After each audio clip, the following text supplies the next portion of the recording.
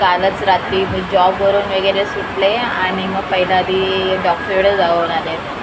कारण का असं जर अंगावर ते काढत राहिलं ना तर मी जास्तच आजारी पडेल आणि मला वाटत नाही की मग दुसऱ्या दिवशी उठेन म्हणून. तर म्हटलं बाबा आधी डॉक्टरकडे जावं,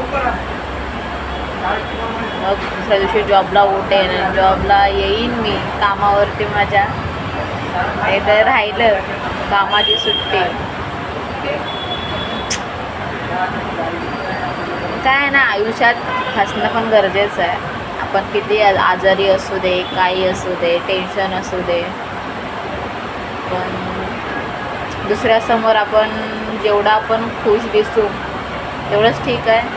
नाहीतर जर आपण असं आजारी असणार, पण असं दुःखामध्ये असणार, ते माणसं फक्त अशी ऐकायला फक्त येतात, असं नाही. म्हणजे आणि नंतर दुसऱ्याच्या समोर असं आपली टिंगळ वगैरे करणार की काय नाही वाटत हिला, असं तसं बोलत बसणार. काय नाही, टेन्शन नाही घ्यायचं. माणसं असतं तशीच बोलणारी वगैरे. एका कानानं ऐकायचं, दुसऱ्या कानानं घालवून द्यायचं. आपल्याला माहिती आहे ना आपण कशा आहोत, आपण आजारी आहोत. काय नाही.